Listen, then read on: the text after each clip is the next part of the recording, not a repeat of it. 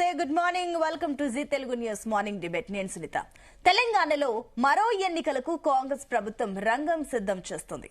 ZPTC, MPTC, greater Hyderabad ఎన్నికలపై సమాలోచనలైతే జరుపుతోంది. ఈ నేపథ్యంలో ఈ నెల 23న కేబినెట్ భేటీ జరగనుంది. ఇందులో రైతు భరోసా నిధుల విడుదలతో పాటుగా జీహెచ్ఎంసీ, ఎంపీటీసీ, జెడ్పీటీసీ ఎన్నికల నిర్వహణపై చర్చించనుంది. ఇదే అంశంపై ఇవాల్టి డిబేట్ లో మనం డిస్కస్ చేయబోతున్నాం. ఈ నెల 23న నాటు రేవంత్ ఆధ్వర్యంలో కీలక కేబినెట్ భేటీ కూడా జరగబోతుంది కాబట్టి ఈ అంశాలన్నీ కూడా ఆ భేటీలో డిస్కస్ చేయబోతున్నారు. చూద్దాం దీనికి సంబంధించి పార్టీల వారిగా ఎలాంటి అభిప్రాయాలు కూడా ఉన్నాయో. మనతో పాటు పార్టిసిపేట్ చేస్తున్నారు డిబేట్ లో తొట్ల స్వామి గారు, బీఆర్ఎస్ అధికార ప్రతినిధి, మనతో పాటు స్టూడియోలో అందుబాటులో ఉన్నారు. అండ్ అదేవిధంగా పల్నాటి వెంకటరెడ్డి గారు, బీజేపీ అధికార ప్రతినిధి, మనతో పాటు జాయిన్ అయ్యారు. ఇంకా డాక్టర్ మల్లేశ్వర్ గారు, రాజకీయ విశ్లేషకులు, ఆయన కూడా జాయిన్ అయ్యారు. అందరికీ వెరీ గుడ్ మార్నింగ్ అండి. ఎస్ స్వామి గారు, మీతోనే స్టార్ట్ చేద్దాం. సో మీరు చూస్తున్నారు ఆల్రెడీ తెలంగాణ రాజకీయాలు, ఎందుకంటే అటు హైదరాబాద్ లో అటు జూబ్లీహిల్స్ ఉప ఎన్నిక నుంచి కంటిన్యూస్ గా ఎన్నికల హోరు తెలంగాణలో కనిపిస్తుంది. ఆ తర్వాత గ్రామ పంచాయతీలు జరిగాయి. మొన్న ఏదైతే సర్పంచ్లు, ఉప సర్పంచ్లు, చైర్మన్ల ఎన్నికలు ఇవన్నీ కూడా అయిపోయాయి కాబట్టి ఇప్పుడు నెక్స్ట్ సర్పంచ్లకు సంబంధించి ఇవన్నీ కూడా ఉన్నాయి కాబట్టి సో ఏంటి నెక్స్ట్ జెడ్పీటీసీ, ఎంపీటీసీ, జీహెచ్ఎంసీ కీలకంగా బీఆర్ఎస్ కి కంచుకోటలైన మొన్నటి వరకు ఇవన్నీ కూడా చాలా మటుకు ఓట్ షేర్ తగ్గిపోయింది. అంటే మీరు ఆల్మోస్ట్ 90% నుంచి 14% తగ్గింది మొన్న ఈ ఎలక్షన్స్ కి సంబంధించి చూస్తే. సో ఇప్పుడు ఏ రకంగా ఉండబోతుంది? జీహెచ్ఎంసీ ఎలక్షన్స్ కూడా ఉండబోతున్నాయి, వీటి గురించి డిస్కస్ చేయబోతున్నారు. సో ఏమనుకుంటున్నారు? ముందుగా మీకు ప్యానల్లో ఉన్నటువంటి మిత్రులకు, అదేవిధంగా జీను చూస్తున్నటువంటి ప్రేక్షకులందరూ కూడా నాకు నమస్కారాలు. ఈరోజు మనం చూసినట్టయితే BRS party graph day by day పెరుగుతూ ఉన్నది. మీరు చూస్తూ ఉంటే ఏ రోజు మాది పార్లమెంట్ ఎలక్షన్లో ఉన్న అసెంబ్లీ నుంచి పార్లమెంట్ నుంచి వెళ్ళి ఇప్పుడు చూస్తే మా గ్రాఫ్ చాలా బాగా పెరిగింది. ఇవాళ 28% దాకా 28% చేంజ్ దాకా మా యొక్క బీఆర్ఎస్కు ఓట్లు రావడం జరిగింది. మున్సిపాలిటీలు చూసుకున్నట్టయితే మాకు 19 మున్సిపాలిటీల దాకా మేము కైవసం చేసుకున్నాం. ఇప్పుడు వీరిద్దరు కలిసి కుమ్మక్క అయిపోయి కాంగ్రెస్, బీజేపీ వాళ్ళు ఈ అక్రమ పొత్తులు ఏర్పాటు చేసుకోకపోయి ఉంటే మాకు ఇంకా కొన్ని స్థానాలు ఎక్కువ వచ్చేటివి. మీరు చూస్తూ ఉంటే ఈరోజు ప్రజాస్వామ్యమే ఇలా నవ్వుకునేలా ఇలా వ్యవహరిస్తూ ఉంది కాంగ్రెస్ పార్టీ. ప్రజాస్వామ్య పాలన పేరుతో అధర్మ పాలన సాగిస్తూ ప్రజాస్వామ్యాన్ని అపహాస్యం చేస్తూ ఉన్నది ఈ కాంగ్రెస్ పార్టీ. మనం చూస్తూ ఉంటే చాలా దీంట్లో పోలీసులు అడవికి రాజ్యం. పోలీసులు మీరు చూస్తూ ఉంటే అక్కడ తీసుకొచ్చి గెలిపియడం. మీరు చూసుకుంటే తొర్రూరులో చూసుకుంటే ఎక్స్ అఫిషియో ఓటును ఒకసారి తిరస్కరించిన తర్వాత మళ్ళీ తీసుకొచ్చి అక్కడ పెట్టి ఏ విధంగా రణరంగం చేసినో మనం చూసినాం. అదేవిధంగా జనగామలో, అదేవిధంగా కేతన్పల్లిలో అయితే మేము 14 గెలిచినాం. 14 గెలిస్తే కూడా అక్కడ ఎలక్షన్ జరగకుండా 2 రోజుల నుంచి వాయిదా వేసుకుంటూ అదివన్నీ కూడా కైవసం చేసుకునే ప్రయత్నం చేస్తూ ఉన్నారు. ఇలా చూసుకుంటూ పోతా ఉంటే గద్వాల్లో, అదేవిధంగా ఇబ్రాహీంపట్నంలో లాస్ట్ మినిట్లో ఎలక్షన్ అయిపోయిన తర్వాత డిక్లరేషన్ ఇచ్చే ముందు కోర్టు నుంచి స్టే తీసుకురావడం, ఇలాంటివి చూస్తూ ఉంటే ఇన్ని అక్రమార్గాలు కాంగ్రెస్ పార్టీ ప్రజాపాలన పేరుతో అనుసరిస్తూ ఇలా ప్రజాస్వామ్యాన్ని అపహాస్యం చేస్తూ ఉన్నది. ఇలా ప్రజాపాలన అని చెప్పేసినటువంటి వీరు అధర్మ పాలన కొనసాగిస్తూ ఉన్నారు. ఎన్ని చేసినా, ఎన్ని కుయుక్తులు పడినా, ఎన్ని కుట్రలు చేసినా బీఆర్ఎస్ పార్టీ చాలా బ్రహ్మాండంగా విజయడంక మోగిస్తా ఉన్నాయి. మీరు చూస్తే అసెంబ్లీలో మాకు కొంత తక్కువ వచ్చిన 2% తోటి మేము పోయినట్టు మాట వాస్తవం. కానీ ఈ రోజు చూస్తే మొన్న సర్పంచ్ ఎలక్షన్లో కూడా మాకు దాదాపుగా 40% దాకా సీట్లు మాకు రావడం జరిగింది. ఇవి చూసినటువంటి Congress party Congress party MPTC, ZPTC ఎలక్షన్లు అప్పుడే పెడతానటువంటి కాంగ్రెస్ పార్టీ వెనుకకు పోయింది. వెనుకకు తగ్గి మాకు ఈ మున్సిపాలిటీలలో మాకు పెడితే మాకు అవకాశం ఉంది, మేము గెలిచే అవకాశం ఉంటుంది, ఎక్కువ సీట్లు వచ్చే అవకాశం ఉంటుంది అని చెప్పేసి భావించి కాంగ్రెస్ పార్టీ మున్సిపాలిటీ ఎలక్షన్ ముందుకు తీసుకొచ్చింది. మున్సిపాలిటీలలో కూడా మేమే ఎక్కువ శాతం ఇలా కాంగ్రెస్ పార్టీకి ధీటుగా మేము పోరాటం చేసినాం. మీరు చూసుకున్నటువంటి బీజేపీ పార్టీ మేము మున్సిపాలిటీలలో ఎక్కువ శాతం సీట్లు వస్తాయని చెప్పేసి రేవంత్ రెడ్డి గారు బీజేపీని గెలిపించి సెకండ్ పొజిషన్లో బీజేపీ ఉంది అని చూపించాలనుకోండి ప్రజలకు. కానీ బీజేపీ ఎక్కడ కూడా ఒక్క మున్సిపాలిటీ కూడా స్వయంగా గెలవలేకపోయింది.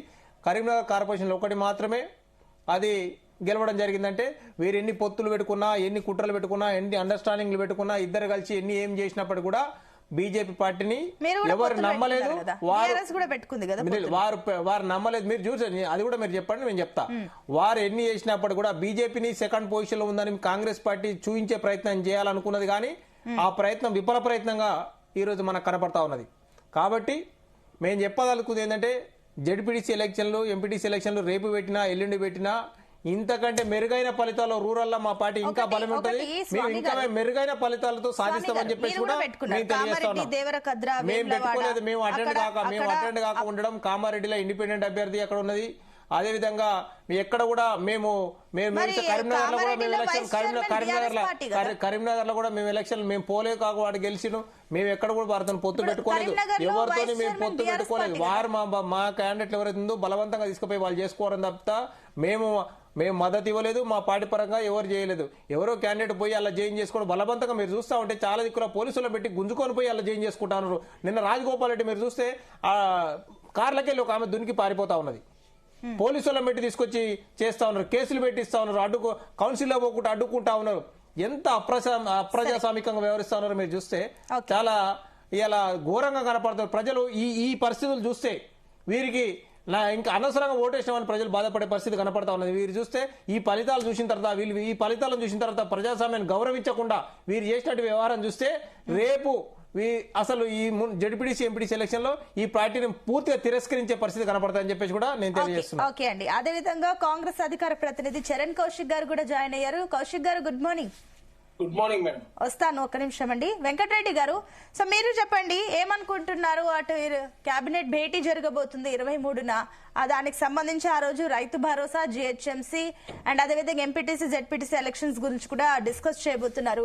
ఆల్ ఓవర్ గా చూస్తే కాస్త ఊపందుకుంటున్నాయి ఇవన్నీ, అన్ని అంశాలు. ఇప్పుడు next GHMC, MPTC ZPTC elections కూడా ఉండబోతున్నాయి కాబట్టి సో మీరేమనుకుంటున్నారు? ఇందాక మరి స్వామి గారు అన్నట్లుగా మరి కాంగ్రెస్ మీ వెనుకుండి నడిపిస్తుందా ఏంటి? ముందుగా మీకు అలాగే జీ తెలుగు వీక్షకులకి, ప్యానల్ మిత్రులకు నమస్కారం. అదే కేబినెట్ మీటింగ్ జరిగిన తర్వాత ఏదైతే జిహెచ్ఎంసీ కానీ లేకపోతే ఎంపీటీసీ జెడ్పీటీసీ ఎన్నికలు పెట్టొచ్చు. ఎందుకంటే ఇప్పుడు కాంగ్రెస్ వాళ్ళు ఏమనుకుంటున్నారు అంటే మేము గెలుస్తా ఉన్నాం, కొంత పర్సంటేజ్ పెరిగింది మాకు. సో ఇదే జోష్ లో తెలంగాణ ప్రజలు కూడా కొంత ఎంపీటీసీలు జెడ్పీటీసీలు గెలిపించవచ్చు అనే ఆలోచన ఉండొచ్చు. కానీ ఇప్పుడు అర్థం చేసుకోవచ్చు, ఒకటి గమనించవచ్చు, తెలంగాణ ప్రజలు కూడా గమనిస్తారు అది ఏ విధంగా గెలుస్తా ఉన్నారు, ఎట్లా గెలుస్తా ఉన్నారు, ఏ అభివృద్ధి చేస్తే గెలుస్తా ఉన్నారు, ఏ సంక్షేమ పథకాలు తెలంగాణ ప్రజల్లో గ్రామాల్లో తీసుకుపోయి మరి కాంగ్రెస్ పార్టీ గెలుస్తా ఉంది, ఇవన్నీ కూడా చూస్తా ఉన్నారు. పట్టణాలు, నగరాల్లో వాళ్ళు పెద్ద మెజారిటీ వచ్చింది ఏం లేదు చెప్పాలంటే. వాళ్ళకి 60-65% ఏదో వచ్చింది. కానీ పెద్ద మెజారిటీ, పెద్దగా వాళ్ళ వైపు తెలంగాణ ప్రజలు, నగరాల్లో పట్టణాల్లో ఉన్న ప్రజలు వాళ్ళ వైపు ఉన్నారంటే అది కరెక్ట్ కాదు, అది అందరికి తెలుసు. కనిపిస్తుంది కదా ఇప్పుడు జూబ్లీ హిల్స్ బైపోల్ ఎలక్షన్స్, ఆ తర్వాత ఈ గ్రామ పంచాయతీలు, నెక్స్ట్ ఇప్పుడు మున్సిపల్ కార్పొరేషన్స్ లో కూడా కనిపిస్తుంది కదా. వాళ్ళైతే ఇప్పుడు సరే ఎంతవరకు వస్తున్నా వాళ్ళైతే ముందంజలోనే ఉన్నారు కదా, నంబర్ 1 పొజిషన్ లోనే కనిపిస్తున్నారు కదా, జోష్ లో ఉన్నట్టే కదా మరి. అదే అంటే ఇప్పుడు అంతకుముందు బీఆర్ఎస్ పార్టీ ఉన్నప్పుడు కూడా, బీఆర్ఎస్ హయాంలో ఉన్నప్పుడు కూడా గిట్లగే ఉండే. మరి వాళ్ళ పరిస్థితి ఏంటి, వాళ్ళ పొజిషన్ ఏముండే అప్పట్లో? వాళ్ళ పొజిషన్, వాళ్ళకి వచ్చిన ఓట్లు ఎన్ని, సీట్లు ఎన్ని, వార్డులు ఎన్ని, డివిజన్లు ఎన్ని? 2020 మున్సిపల్ ఎన్నికల్లో జరిగిన ఎన్నికల్లో కాంగ్రెస్ పార్టీ పరిస్థితి ఏముండే? బీఆర్ఎస్ పార్టీకి ఎక్కువ వచ్చినాయి. అంటే ఆ ఎడ్జ్ పార్టీ అధికారంలో ఉంది కాబట్టి అప్పుడు బీఆర్ఎస్ పార్టీకి వచ్చినాయి, ఈ రోజు కాంగ్రెస్ పార్టీకి వస్తున్నాయి. దాంట్లో పెద్దగా పోయింది ఏం లేదు, వచ్చింది ఏం లేదు చెప్పాలంటే. రేపు పొద్దున వీళ్ళు ఎలగబెట్టేది కూడా ఏం లేదు. ఫ్యూచర్ లో, భవిష్యత్తులో అభివృద్ధి సంక్షేమ పథకాలు తీసుకుపోయేది ఏం లేదు. గెలిపించినంత మాత్రాన రేపు చేస్తారంటే అది ఎవరు నమ్మరు కూడా నమ్మరు. జూబ్లీహిల్స్ లో గెలిచింది ఎంఐఎం సపోర్ట్ తో గెలిచింది. వీళ్ళేదో అభివృద్ధి చేస్తానో, లేకపోతే ఏదో రోడ్లు వేస్తానో, డ్రైనేజీలు వేస్తానో, లేకపోతే ఇల్లు కట్టిస్తానని చెప్తే వేయలేదు. అక్కడ డబ్బు ఇష్టం వచ్చినట్టు పంచారు కాబట్టి, ఎంఐఎంతో పొత్తు పెట్టుకోరు కాబట్టి, ఒక మంత్రి పదవి ఇచ్చారు కాబట్టి ఆ రోజు ముస్లింలు వీళ్ళకి అండగా ఉండి వీళ్ళని గెలిపించారు జూబ్లీహిల్స్ లో. రెండో పాయింట్ ఏంటంటే ఇక్కడ, అందుకే నేనేమంటున్నా అంటే అంత పెద్దగా ఈవెన్ అధికారంలో ఉన్నా కూడా అంత పెద్ద ఓటు బ్యాంకు సాధించింది ఏమి లేదు వీళ్ళు. సో బీఆర్ఎస్ పార్టీ కూడా అదే జరుగుతా ఉంది. బీఆర్ఎస్ పార్టీ కొద్దిగా కొంత వచ్చినది. భారతీయ జనతా పార్టీకి ఇక్కడ తగ్గింది ఎవరికి? బీఆర్ఎస్ పార్టీకి తగ్గినాయి. ఆ డివిజన్లు కానీ, వార్డులు కానీ, మున్సిపాలిటీస్ కానీ తగ్గింది ఎవరు? ఆదరణ తగ్గింది. తెలంగాణ ప్రజలు ఓటేయింది ఎవరికంటే బీఆర్ఎస్ పార్టీకి ఓటేయలేదు. సో కాంగ్రెస్ పార్టీ అధికారం ఉంది కాబట్టి అఫ్ కోర్స్ అది ఎడ్జ్ ఉంటుంది.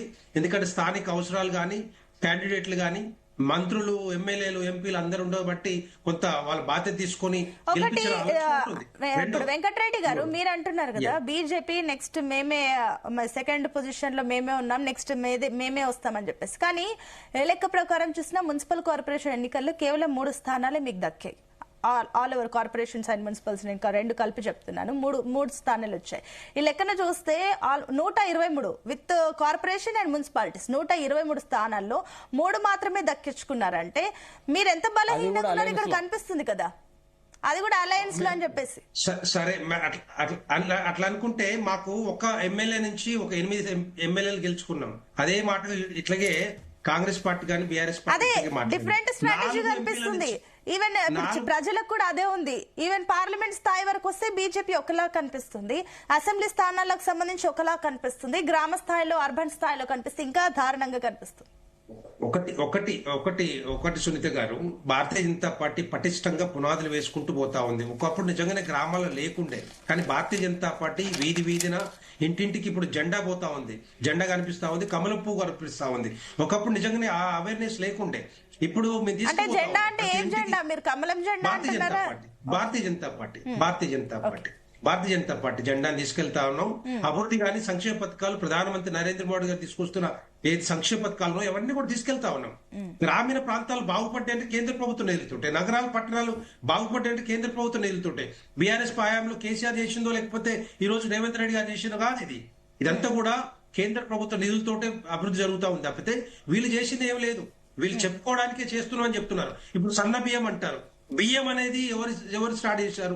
2019 నుంచి ప్రధానమంత్రి నరేంద్ర మోడీ గారు కోవిడ్ హయాంలో ఎవరు కూడా తిండి లేకుండా చావకూడదు, తిండి లేకుండా ఉండకూడదు అనే ఆలోచనతోటి 5 కిలోల బియ్యము ఇంకొకరికి ఇవ్వాలన్న ఆలోచనతో ఇస్తా ఉన్నారు. అదే కంటిన్యూషన్ అవుతా ఉంది.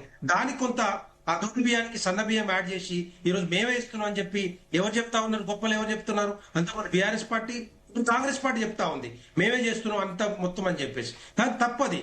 మొత్తం తెలంగాణ ప్రజలకి ఎవరికైతే సన్న బియ్యం తీసుకుంటా ఉన్నారో దాని వాటా 5 కిలోల వాటా కేంద్ర ప్రభుత్వాన్ని ప్రధానమంత్రి నరేంద్ర సరే ఓన్లీ రేషన్ బియ్యమనే కాదు, చాలా విషయాల్లో కూడా కేంద్ర ప్రభుత్వ వాటా ఉంది. బట్ అది మీరు సక్సెస్ఫుల్ గా ప్రజలకి తెలియజేయడంలో ఫెయిల్ అవుతున్నారు. అందుకే గ్రామ స్థాయిలో మీ పొజిషన్ ఈవెన్ ఇప్పుడు మున్సిపాలిటీ కార్పొరేషన్ లో 3 స్థానాలే మీరు అనుకున్నట్లు మీరు అన్నట్లు ఇవన్నీ మీ పథకాలు కానీ ఇవన్నీ కూడా ప్రజల్లో గట్టిగా వెళ్తే గనక పొజిషన్ వేరు ఉంటది. అంటే అక్కడ బీజేపీ డౌన్ అయింది కదా, కావాలనే చేస్తున్నారా? ఇదంతా డౌన్ కాలే, ఎక్కడ డౌన్ కాలే, మేము పెరుగుతా ఉంది. మాది డౌన్ కావట్లేదు, అలానే ముందుకు వెళ్ళట్లేదు, అక్కడే ఉండిపోతుంది. అంటే ఇప్పుడు కొంత దానికంటే లాస్ట్ టైం కంటే ఇప్పటికి కొంత మెరుగైంది కదా. 330 వార్డులు కానీ డివిజన్లు కానీ గెలుచుకున్నాం ఇప్పుడు. అంటే అది ఆ స్థాయిలో ఉన్నాం కదా మేము. కార్పొరేషన్ కరీంనగర్ కార్పొరేషన్ మొట్టమొదటిసారిగా భారతీయ జనతా పార్టీ గెలుచుకుంది. అది మేము ఉన్నాం ఆ స్థాయిలో. నారాయణపేట గెలుచుకున్నాం, ఇంకో దాంట్లో గెలుచుకున్నాం. ఇవన్నీ కూడా ఉంటాయి డెఫినెట్ గా. వైస్ చైర్మన్ కూడా ఒక 4-5 వైస్ చైర్మన్ కూడా మున్సిపాలిటీ ఉన్నాయి, వస్తా ఉన్నాయి. సో అలాంటిది భారతీయ జనతా పార్టీ ఒకప్పుడు లేకుండా మరి ఇప్పుడు ఆదరిస్తా ఉన్నారు, అభిమానిస్తా ఉన్నారు. మా గ్రాఫ్ ఎక్కడ కూడా పెరగలేదు, తగ్గలేదు, మా పెరుగుతూనే ఉంది. ఎందుకంటే ముందు నుంచి చూస్తే పార్టీ పుట్టినప్పటి నుంచి ఇప్పటిదాకా భారతదేశంలో ఏ విధంగా భారతీయ జనతా పార్టీ ఉండే, ఇప్పుడు ఏ విధంగా ఉంది, ఇప్పుడు తెలంగాణ రాష్ట్రంలో ఏ విధంగా ఉంది అనేది గమనిస్తే డెఫినెట్ గా కంపేర్ చేసుకుంటే వాళ్ళ పార్టీలకు కంపేర్ చేసుకుంటే కాంగ్రెస్ పార్టీ కానీ లేకపోతే బీఆర్ఎస్ పార్టీ కానీ, కాంగ్రెస్ పార్టీ మేము ముందే చెప్పాం కాంగ్రెస్ పార్టీ ఎక్కడుంటే అక్కడ ఓడిస్తామని చెప్పాం. అది ఓడించుకుంటూ వస్తా ఉన్నాం ప్రతి ఎన్నికల్లో, భారతదేశంలో ఏ రాష్ట్రం జరిగినప్పుడు ఆ విధంగానే ముందుకు పోతా ఉన్నాం. ఈ తెలంగాణ రాష్ట్రంలో కూడా కాంగ్రెస్ పార్టీని ఓడించేది, గద్దె దించేది భారతీయ జనతా పార్టీ తప్పితే బీఆర్ఎస్ పార్టీ కాదు. బీఆర్ఎస్ పార్టీకి అవకాశం వచ్చింది, వదులుకున్నారు, అయిపోయింది. వాళ్ళ చేత కాదు, వాళ్ళు చేయలేని పనిలో ఉన్నారు. కొంత రావచ్చు ఇప్పుడు, కానీ పెద్దగా రేపొద్దున వచ్చే అవకాశాలు లేవు, గెలిచే అవకాశాలు కూడా ఎక్కడ కూడా ఉండవు. ఎంపీటీసీ జడ్పీటీసీ కూడా అదే విధంగా జరుగుతుంది. భారతీయ జనతా పార్టీకి కొంత ఎడ్జ్ డెఫినెట్ గా ఉంటుంది. మళ్ళీ వస్తాను వెంకటరెడ్డి గారు. చరణ్ కౌశిక్ గారు, సో వింటున్నారు, అటు బీఆర్ఎస్ పాయింట్ విన్నారు, బీజేపీ పాయింట్స్ విన్నారు. ఒకటి మున్సిపల్ కార్పొరేషన్ ఎన్నికల్లో 92 స్థానాలు వచ్చాయి. Next in future maybe digit ఇంకా పెరగొచ్చు కూడా, అవి ఆ తర్వాత విషయం. సో ఆల్మోస్ట్ 90+ దాకా వెళ్తున్నారు కూడా. ఎక్కడో ఇవన్నీ కూడా మీరు పొత్తులకు వెళ్ళడం వల్ల చాలా కొన్ని ఓట్ల తేడాతో గెలవడం కానీ జరిగింది, కానీ మీకు 100% రాలేదు. సీఎం రేవంత్ రెడ్డి చెప్పినట్లుగా మీకు 100% ఏదైతే 100% కొడతామన్న దానికైతే రాలేదు, జస్ట్ 56% అని చెప్పేసి మీ పైన ఇవన్నీ మాట్లాడుతున్నారు. కాబట్టి వాటికి ఒక క్లారిటీ ఇవ్వండి. అండ్ ఇంకోటి, కంటిన్యూస్ గా వస్తున్నాయి కాబట్టి అన్ని కాంగ్రెస్ ఖాతాలో పడుతున్నాయి కాబట్టి ఇదే జోష్ లో ముందుకు వెళ్ళాలని అనుకుంటున్నారా జిహెచ్ఎంసీ, ఎంపీటీసీ, జెడ్పీటీసీ? మేడం, ఇక్కడ చాలా స్పష్టంగా తెలంగాణ రాష్ట్రం ఏర్పడిన తర్వాత 2 సార్లు మున్సిపల్ ఎలక్షన్ జరిగినాయి. ఒకటి 2020లో కేసీఆర్ గారు ముఖ్యమంత్రిగా, రెండోసారి 2018లో 90 స్థానాలు గెలిచిన తర్వాత కాంగ్రెస్ పార్టీ నుంచి 12 మంది, టీడీపీ నుంచి ఇద్దరిని, మొత్తం 14 మంది, అంటే 104 మంది సభ్యులతోటి 38 మంది ఎమ్మెల్సీలు ఉన్నప్పుడు, అదే కాకుండా 9 మంది ఎంపీలతోటి అప్పటికే అన్ని పదవులలో ఉన్నటువంటి బీఆర్ఎస్ పార్టీ ఎలక్షన్ పోతే వాళ్ళు గెలిచింది 64.21, 1767 కౌన్సిలర్ గెలిచారు.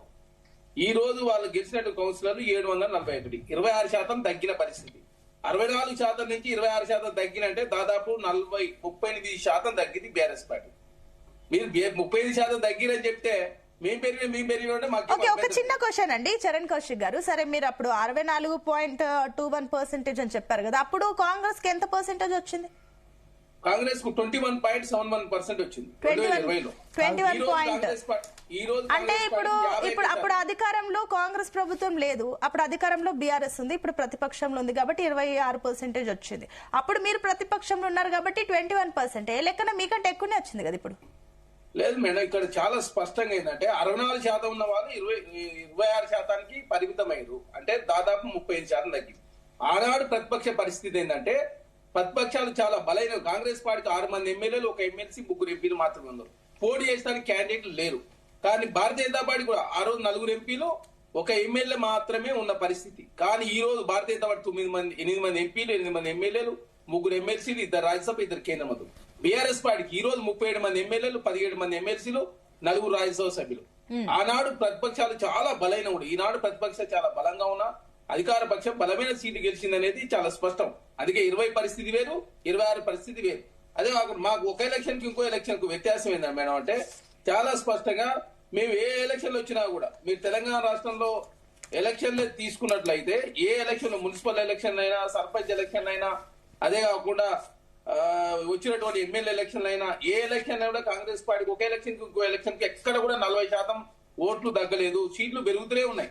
అదే కాదు, మీరు చూస్తా ఉన్నారు బై ఎలక్షన్ జరిగినప్పుడు కూడా, అదేవిధంగా ఎక్కడ తెలంగాణ రాష్ట్ర అసెంబ్లీ ఎలక్షన్ అప్పుడు కాంగ్రెస్ పార్టీ 39.40% ఓట్లు వచ్చింది, బీఆర్ఎస్ పార్టీ 37.35% వచ్చినాయి, బీజేపీకి 13.90 వచ్చినాయి. లోక్సభకు వస్తాకే కాంగ్రెస్ మా ఓట్ బ్యాంక్ 1% పెరిగి 40%, బీఆర్ఎస్ పార్టీ ఓట్ బ్యాంక్ అనామత్గా 21% తగ్గి 16%, భారతీయ జనతా పార్టీ 35%, దాదాపు 27% పెరిగింది.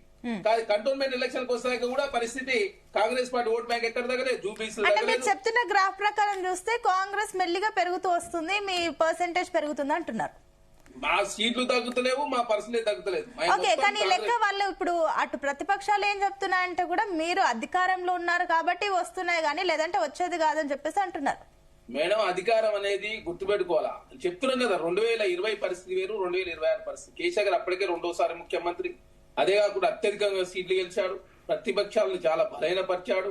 అదే కాకుండా ఇప్పుడు మొన్నటి వరకు కూడా, మొన్న 1 year వరకు కూడా మొత్తం వాళ్ళే అన్ని మున్సిపల్ చైర్మన్ గా, వైస్ చైర్మన్ గా, గ్రంథాలయ సంస్థ, సర్పంచ్, ఎంటీసీ, ఇప్పుడు ఎమ్మెల్యేలు, ఎంపీ, అన్ని అంగులు ఆర్భటాలు అన్ని ఉన్నాయి బీఆర్ఎస్ పార్టీకైనా, భారతీయ జనతా పార్టీ. కాంగ్రెస్ పార్టీ అధికార పక్షంలో మేము ఉండొచ్చు. అసెంబ్లీ ఎలక్షన్ లో మాకు 63.79 అది సీట్లు గెలిచినాం. లోక్సభలో 47.05 సీట్లు గెలిచినాం. సర్పంచ్ లో 64% సీట్లు గెలిచినాం. మున్సిపల్ ఎలక్షన్ 51% సీట్లు గెలిచినాం మేము. ఏది కౌన్సిలర్లకు సంబంధించి. సరే, మున్సిపల్ చైర్మన్ ఎవరైతారు, మేయర్లు ఎవరైతే అంశాన్ని పక్క పెట్టినప్పుడు కూడా పర్సనేజ్ పరంగా చూసుకున్నా మా పర్సనేజ్ తగ్గదు. సరే, జిహెచ్ఎంసీ విషయానికి వస్తే ఏం చెప్తారు? ఇప్పుడు నెక్స్ట్ జిహెచ్ఎంసీ, ఎంపీటీసీ, జెడ్పీటీసీ గురించి డిస్కస్ చేద్దాం. జిహెచ్ఎంసీ లో మీకు నిజంగా మంచి పర్సెంటేజ్ వస్తుందని అనుకుంటున్నారా? మేడం, మీరు చూస్తా ఉన్నారు, ఒక ఎలక్షన్ కి ఇంకో ఎలక్షన్, ఏ ఎలక్షన్ అని తీసుకోండి, సర్పంచ్ తీసుకుంటారా, అసెంబ్లీ తీసుకుంటారా, లోక్సభ తీసుకుంటారా, బై ఎలక్షన్ తీసుకుంటారా, ఏ ఎలక్షన్ వచ్చినా కూడా కాంగ్రెస్ పార్టీకి సంబంధించిన ఓట్ బ్యాంక్ పెరుగుతా ఉంది, బీఆర్ఎస్ పార్టీకి సంబంధించిన ఓట్ బ్యాంక్ తగ్గుతా ఉంది. భారతీయ జనతా పార్టీ సంబంధించి కూడా ఎంపీ ఎలక్షన్ 37% నుంచి ఈ రోజు 11% పడ్డ పరిస్థితి మనం చూస్తా ఉన్నాం. కాబట్టి భారతీయ జనతా పార్టీ ఏంటంటే ఈ రోజు ఒకటి మాత్రం నిర్ధారణ, ప్రతిపక్షంలో ఎవరు ఉండాలి దాని విషయంలో బీఆర్ఎస్ పార్టీ ప్రతిపక్షంలో 2nd స్థానం ఉంది, భారతీయ జనతా పార్టీ 3rd కింద పరిస్థితి మనం చూస్తాం. అంటే మీరు అంటున్నారు జిహెచ్ఎంసీ విషయానికి ఒక చిన్న, అంటే చాలా డిఫరెంట్ స్ట్రాటజీ కనిపిస్తుంది. ఎందుకంటే తెలంగాణ రాష్ట్ర వ్యాప్తంగా ఓట్లు ఎక్కడెక్కడ కాంగ్రెస్ మంచి మెజారిటీ తీసుకున్నప్పటికీ అసెంబ్లీ ఎలక్షన్స్ టైంలో బీఆర్ఎస్ కి ఎక్కువగా ఖాతా హైదరాబాద్ లో వచ్చాయి. అంటే ఇప్పుడు జిహెచ్ఎంసీ విషయానికి వస్తే కూడా ఇక్కడ సెటిలర్లు, ఐటీ వాళ్ళు ఎక్కువగా ఉంటారు, మైనారిటీ వాళ్ళు ఎక్కువగా ఉంటారు. ఇవన్నీ ఓట్లు మీ సైడ్ పడాలంటే, ఎందుకంటే ఆ టైంలో బీఆర్ఎస్ కి ఎక్కువ పడ్డాయి కాబట్టి అవి మీకు మల్లుతాయా అని చెప్పేసి ఇదో ప్రధాన డౌట్. మేడం, ఇక్కడ చాలా స్పష్టంగా తర్వాత 23 తర్వాత 24 ఎంపీ ఎలక్షన్ జరిగింది. సికింద్రాబాద్ పార్లమెంట్ లో BRS party 3rd, Chevella parliament 3rd, మల్కాయి పార్లమెంట్ 3rd. కంటోన్మెంట్ ఎలక్షన్ లో థర్డ్, జూబ్లీ ఎలక్షన్ లో బీఆర్ఎస్ పార్టీ సెకండ్ వచ్చింది. అదే కాకుండా అంతకుముందు 23లో జరిగినటువంటి అసెంబ్లీ ఎలక్షన్ లో భారతీయ జనతా పార్టీ మొత్తం థర్డ్ ప్లేస్. ఒక రాజాసింగ్ గారు గెలిచారు తప్ప మీరు హైదరాబాద్ చుట్టూ శివారు ప్రాంతాలు కావచ్చు, హైదరాబాద్ లో భారతీయ జనతా పార్టీ అసెంబ్లీ గురించి మాట్లాడుతున్నా. పార్లమెంట్ అంటే డిఫరెంట్ మూడు, అసెంబ్లీ మనం గురించి మాట్లాడుతున్నా. ఆ టైంలో ఆ ఓటర్స్ కదా మెయిన్ ఎక్కువగా GHMC లో ఎక్కువగా పడింది, బీఆర్ఎస్ కి పడింది కదా అప్పుడు అసెంబ్లీకి. మరి ఎంపీ ఎలక్షన్ లిమిట్ వచ్చినాయి కదా. 23లో జరిగిన ఎమ్మెల్యే ఎలక్షన్ లో బీఆర్ఎస్ పార్టీ గెలిస్తే 24లో జరిగిన ఎంపీ ఎలక్షన్ లో సో ఇదే స్ట్రాటజీ GHMC లో కనిపించవచ్చు అని మీ ఒపీనియన్? కదా, సికింద్రాబాద్ GHMC ఉంది, చేవేల GHMC ఉంది, మల్కార్ GHMC ఉంది, కంటోన్మెంట్ GHMC, జూబ్లీస్ GHMC. జూబ్లీస్ లో సెకండ్ వచ్చింది బీఆర్ఎస్ పార్టీ, కంటోన్మెంట్ థర్డ్ పోయిన పరిస్థితి. కాబట్టి మీరు చూస్తారు GHMC తీసుకుంటారా, రేపు జెడ్పీస్ తీసుకుంటారా, ఎంపీడీస్ తీసుకున్నా కూడా ఖచ్చితంగా కాంగ్రెస్ పార్టీ అత్యధికంగా గెలుపుతుంది. అదే కాకుండా ఆనాడికి 20కి ఈనాడు పరిస్థితి మేడం. అంటే 2020లో ఏకగ్రీవాలు 80 జరిగినాయి, 77 బీఆర్ఎస్ పార్టీ, 3 ఎంఐఎం పార్టీ. ఈ రోజు ఏకగ్రీవాలు 12 మాత్రం జరిగినాయి, 12లో 10 కాంగ్రెస్, 2 బీఆర్ఎస్ పార్టీ. చాలా డెమోక్రటిక్ వేలో తెలంగాణ రాష్ట్రంలో ఎలక్షన్ జరిగాయి. ఆనాడు పెద్ద ఎత్తున గొడవలు, బడగంపేట మున్సిపాలిటీ ఏం జరిగిందో చూసినాం, మీర్పేటలో చూసినాం, అదేవిధంగా తుక్కుగూడలో చూసినాం, అదే కాకుండా నేరేడు జిల్లాలో చూసినాం. అన్ని మున్సిపాలిటీల పరిస్థితి మనం చూసినాం కదా. ఆనాడు పరిస్థితి ఏ విధంగా ఉండే, ఈ రోజు పరిస్థితి ఏ విధంగా ఉన్నది. అదే కాకుండా ఆనాడు ప్రతిపక్షాల పరిస్థితి, ఈ రోజు ప్రతిపక్షాల పరిస్థితి. ఆనాడు బీఆర్ఎస్ పార్టీ రెండోసారి అధికారం వచ్చింది, మేము మొదటిసారి అధికారంలో. మొన్నటి వరకు మా పరిస్థితి 21% నుంచి మేము దాదాపు 51% సీట్లు గెలిచినాం, 40% ఓట్ల సమస్య ఎక్కడ కూడా ఓటు చెక్కు చేయలేదు. అదే కాకుండా 90 మున్సిపల్ చైర్మన్లు, అదేవిధంగా 5 కార్పొరేషన్లు కూడా కాంగ్రెస్ పార్టీ ఆదరణ లభించిన పరిస్థితి మనం చూసినాం. కాబట్టి మేము ఏదైతే కాంగ్రెస్ పార్టీగా కొన్ని స్థానాల్లో ముక్కోన పోటీ జరిగింది, కొన్ని దిక్కుల భారతీయ జనతా పార్టీ కాంగ్రెస్ పార్టీకి, కొన్ని దిక్కుల బీఆర్ఎస్ పార్టీ కాంగ్రెస్ పార్టీకి. కాబట్టి ఒక్కొక్క సౌత్ తెలంగాణలో ఒక విధంగా, నార్త్ తెలంగాణ ఒక విధంగా జరిగిన పరిస్థితి మనం చూస్తాం. అదే కాకుండా మీరు చూసారు వరంగల్ గ్రాడ్యుయేట్ ఎలక్షన్ లో కాంగ్రెస్ పార్టీ గెలిచింది, అదే మహబూబ్నగర్ లోకల్ పార్టీలో బీఆర్ఎస్ పార్టీ గెలిచింది. మరి కరీంనగర్కి వస్తాకే టీచర్స్ గ్రాడ్యుయేట్ లో భారతీయ జనతా పార్టీ గెలిచింది. కాబట్టి రకరకాల ఫ్యాక్టర్ ఒక్కొక్క ఎలక్షన్ కు డిఫరెంట్. ఎలక్షన్స్ ని బట్టి ఓటర్ మూడు మారుతుంది, వాళ్ళు ఏమనుకుంటున్నారో ఎట్ ద ఎండ్ అదే చేస్తున్నారు. ఒక నిమిషం నేను వస్తాను కౌశిక్ గారు, నేను మళ్ళీ వస్తాను. ఎస్ మల్లేశ్వర్ గారు, గుడ్ మార్నింగ్. సో అన్ని పార్టీల పరంగా విన్నారు. ఈ మున్సిపల్ కార్పొరేషన్ ఎలక్షన్స్ తర్వాత రిజల్ట్స్ కూడా చూసిన తర్వాత ఇప్పుడు నెక్స్ట్ ఆల్రెడీ ఇప్పుడు 23కి కేబినెట్ భేటీ జరుగుతుంది. అందులో ప్రత్యేకించి 4 అంశాలు అయితే పరిగణనలోకి వస్తున్నాయి. ఒకటి Rythu Bharosa, GHMC, MPTC, ZPTC. వీటి గురించి ముందుకు వెళ్లాలని చెప్పేసి ప్లాన్స్ లో వెళ్తున్నారు. ఏదేమైనప్పటికీ ఈ రిజల్ట్స్ చూసిన తర్వాత పార్టీల పరంగా ఎవరికి అనుకూలంగా ఉండే ఛాన్సెస్ ఉన్నాయి అనుకోవచ్చు నెక్స్ట్ GHMC, జెడ్పీటీసీ, ఎంపీటీసీ? ముందుగా స్థానంలో ఉన్నటువంటి పిల్లలకు నమస్కారం. ఎందుకంటే ఇది ఎన్నికలకు, మున్సిపల్ ఎన్నికలతో విజయం పొందిన తర్వాత ఎంపీటీసీ, జెడ్పీటీసీ ఎన్నికలకు పోతారు అని అనుకోవడానికి చాలా ప్లస్ పాయింట్స్ ఉన్నాయి. ఎందుకంటే వాళ్ళు కూడా ఏంటంటే అవకాశం ఉన్నప్పుడు ఎవరు కూడా వదులుకోరు, ఏ పార్టీ కూడా అధికారంలో ఉన్న పార్టీ అసలే వస్తుంది. అది జరుగుతూ ఉండదు. ఎందుకంటే 2015 ఎలక్షన్స్ కి, 2020 ఎలక్షన్స్ కి, ఇప్పుడు 25, 26 ఎలక్షన్స్ చూస్తే రకరకాల డిఫరెన్సెస్ అవపడతా ఉన్నాయి. కానీ అధికార పార్టీ చుట్టే అధికారము ఉన్నటువంటి పరిస్థితి ప్రతి ఎన్నికలు జరుగుతుంది. 2020లో దాదాపుగా 100% కార్పొరేషన్లు సాధించినటువంటి బీఆర్ఎస్ ఇవాళ బీఆర్ఎస్ పరిస్థితి ఎంత దారుణంగా ఫలితం వచ్చింది అంటే, మనకు అదే మున్సిపల్స్ లో అవకాశం కొంత రీచ్ అయింది. అంటే పోటాపోటీ కౌన్సిలర్స్ తీసుకోగలిగింది. కానీ ఇక్కడికి వచ్చేసరికి కార్పొరేటర్స్ ను గెలిపించుకోవడంలో కొంత వెనుకబడ్డదనే మనం భావించాలి. మనము ప్రధానంగా ఈ సమస్య కాడికి వచ్చేది దాదాపుగా 781 కార్పొరేటర్ కౌన్సిలర్స్ ని గెలిపించుకునేది. కానీ కార్పొరేటర్స్ కాడికి వచ్చేవారికి దాదాపుగా వెనుకబడ్డదంటే మామూలు వెనుకబడడం కాదు, బీజేపీ కంటే కూడా థర్డ్ ప్లేస్ లో ఉన్నటువంటి పరిస్థితి. ఇక్కడ మనం మొదటి నుంచి కూడా ఏం చెప్తున్నామంటే అధికార పార్టీ చుట్టూ ఈ పంచాయతీ ఎలక్షన్స్ కావచ్చు, పట్టణ ఎన్నికలు కావచ్చు, ఇవన్నీ కూడా తిరగడం సహజంగానే ఉంటుంది. కానీ ఇక్కడ కాంగ్రెస్ మొదటి నుంచి కూడా ఏంటంటే 2023 వరకు కాంగ్రెస్ గ్రాఫ్ దాదాపుగా 39 చేంజ్ ఓట్ షేరింగ్ తోటి ఉన్నటువంటి పరిస్థితిని, అది కొంత ఎక్కడ కూడా నీకు వెనుకబడకుండానైతే కొంత అనేది తటస్థంగా, అంటే అదే పర్సెంటేజ్ 39 to 40, 42, 39 ఆ మధ్యలోనే దాని నిలకడగా వాళ్ళు పోతున్నటువంటి పరిస్థితి చూస్తా ఉన్నాం. ఇక్కడ మారిందంతా కూడా ఏంటంటే బీజేపీ ఓటు టిఆర్ఎస్ ఓటు బీజేపీకి మారిన పరిస్థితి మనకు ఈడ 23 ఎన్నికల తర్వాత జరిగినటువంటి పరిణామాలను బట్టి చూస్తా ఉన్నాం. ఎందుకంటే 2024 పార్లమెంట్ లో దాదాపుగా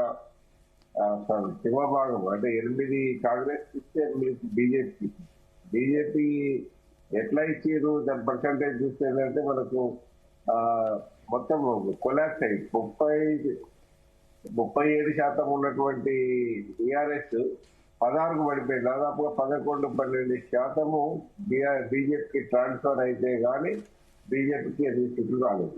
ఇప్పుడు అదే పరిస్థితి కొనసాగే పరిస్థితి కొంత, ఎందుకంటే బీఆర్ఎస్ 3rd ప్లేస్ లో పోతే రేపు కాంగ్రెస్ కు ప్రత్యామ్నాయం అనే చెప్పుకోవడానికి వీలు లేదనే పరిస్థితిలో కొంత స్టాండ్ మార్చుకొని పంచాయతీ ఎన్నికలలో కూడా కొంత బీఆర్ఎస్ తలపడ్డది. కొన్ని అనేక పంచాయతీలలో నిలబడ్డటువంటి పరిస్థితి కూడా చూస్తున్నాం. ఎందుకంటే ఆ గ్రాఫ్ ఏమో కొంత అంటే ఒక ప్రతిపక్ష హోదాకు ఉన్నటువంటి పరిస్థితి, ప్రతిపక్ష పార్టీ పోరాడాల్సినటువంటి పరిస్థితి బీఆర్ఎస్ చేసింది. ఇక్కడ సేమ్ టైం ఇక్కడ ఆడ గుర్తులు లేని పార్టీ కాడ చేసింది. కానీ ఇక్కడ అధికార పార్టీ చుట్టూ ఎవరైనా స్వార్థం కావచ్చు, లేకపోతే వాళ్ళ గ్రామ అభివృద్ధి కోసం కావచ్చు, కొంత మారినటువంటి పరిస్థితి ఉన్నది. అది మారుతారు కూడా, ఎందుకంటే అది ప్రెషర్ లేకుండా మార్చే పరిస్థితి ఉంటది. ఎందుకంటే గతంలో మనము చరణ్ చెప్పిండు ఏదంటే ఇప్పుడు ఈ కిరాయింపుల వ్యవస్థ కాంగ్రెస్ ప్రోత్సహించడు.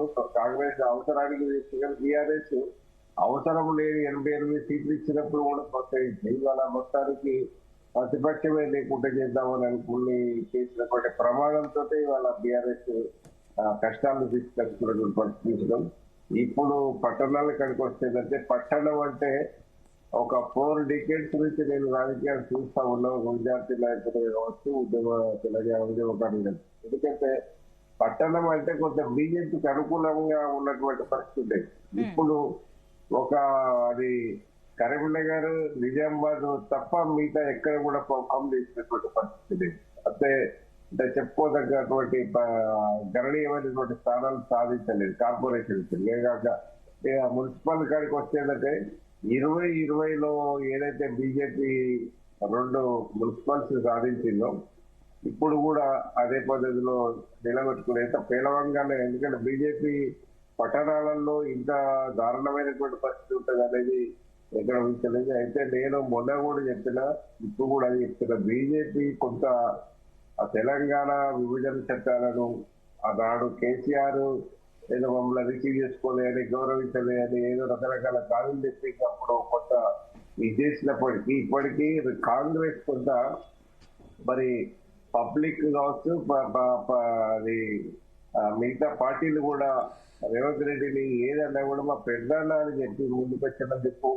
మరి నీకు మన బడ్జెట్ లో కూడా కొంత నిర్లక్ష్యం చేశారనేది బిఫోర్ బడ్జెట్. అందుకే బడ్జెట్ పెట్టిన తర్వాత ఎన్నికలు వేరే సందర్భాన్ని కొంత మేధావి వర్గము, విద్యావంతుల వర్గము కొంత బీజేపీ కొంత ముందుగా ఉన్నటువంటి పరిస్థితి ఇలా ఎన్నికలను. ఒకటి మల్లేశ్వర్ గారు, రిజల్ట్స్ ఇవన్నీ చూసిన తర్వాత ఇప్పుడు మీరు చెప్తున్న ప్రకారం నెక్స్ట్ జిహెచ్ఎంసీ, జెడ్పీటీసీ, ఎంపీటీసీలో ఎవరి మధ్య ఫైట్ ఉండే ఛాన్సెస్ ఉన్నాయనుకోవచ్చు?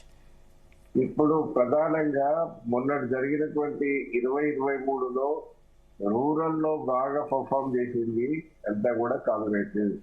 రూరల్ లో నష్టపోయిందంతా కూడా బీఆర్ఎస్. ఇప్పుడు జరిగేది కూడా ఏంటంటే నాకు ఇప్పుడు ఉన్నటువంటి ఫలితాలు కావచ్చు, గతంలో ఉన్నటువంటి అనుభవం కావచ్చు, బీజేపీ ట్రయాంగిల్ ఫైట్ చేసే పరిస్థితి అవపడట్లేదు. బీఆర్ఎస్ కాంగ్రెస్ మధ్యనే ఎంపీటీసీ, జెడ్పీటీసీలో ఉంటుంది.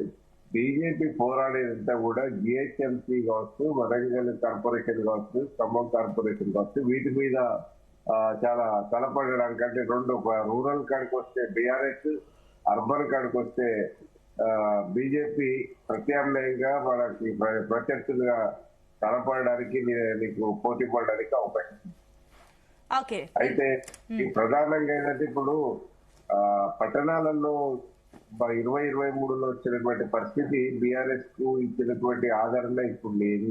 బీఆర్ఎస్ కూడా మీరు గమనించాల్సిన అవసరం. అప్పుడు 2023లో రూరల్ లో స్వీప్ చేసింది.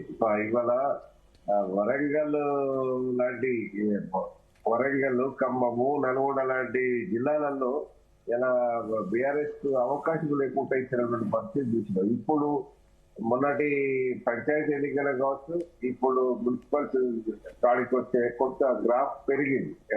రూరల్ లో బీఆర్ఎస్ కు కొంత అంటే మరీ పేలవంగా లేకుండా కొన్ని సీట్లు పంచాయతీ సర్పంచులు కావచ్చు, తర్వాత కావచ్చు, కొత్త ఇప్పుడు ఈయన తొర్రూరు, తర్వాత ఇక్కడ జనగాము, ఇవన్నీ కూడా కొంత గ్రాఫ్ బీఆర్ఎస్ తీసుకైతే దీనికి పెరగడానికి ప్రధాన కారణం ఏంటంటే ఈ కాంగ్రెస్ లో ఉన్నటువంటి ఇప్పుడు సిట్టింగ్ ఎమ్మెల్యేల దగ్గరనే కొంత ఇప్పుడు పల్లరాజేశ్వర రెడ్డి జనగామ ఒక బీఆర్ఎస్ ఎమ్మెల్యే ఉన్నాడు, కానీ ఇప్పుడు ఇక్కడికి వస్తే యశస్వి రెడ్డి, తర్వాత ఇప్పుడు ఈ గ్రాఫ్ పెరిగిన దగ్గర కూడా సిట్టింగ్ ఎమ్మెల్యేల వాళ్ళ పర్ఫామ్ కరెక్ట్ గా లేకనా, లేకపోతే ఇప్పుడు ప్రత్యర్థులు బలపడుతున్నారు అంటే మనకు అధికారంలో ఉన్న వీళ్ళు కొంత వాళ్ళు ప్రజలతోటి మమేకమైతే లేరని మనం గమనించాల్సిన అవసరం ఉంది. ఏదేమైనా ఇప్పటికీ మరి అన్ని పార్టీలు కూడా రిజల్ట్స్ తోటి కొంత అలర్ట్ అయ్యి భవిష్యత్తులో మరి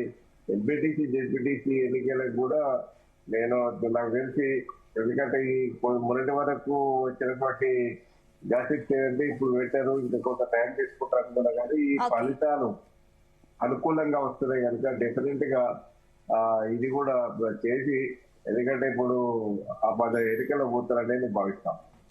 ఓకే అండి, నేను మళ్ళీ వస్తాను మీ దగ్గరికి. అంతకంటే ముందు ఇప్పుడు నెక్స్ట్ కౌశిక్ గారు, మీకు ఒక చిన్న క్వశ్చన్ అండి. ఎందుకంటే కూడా నెక్స్ట్ ఇప్పుడు ఈ కేబినెట్ మీటింగ్ లో రైతు భరోసా గురించి ప్రత్యేకించి డిస్కస్ చేస్తారని చెప్పేసి మాకు సమాచారం అయితే అందుతుంది.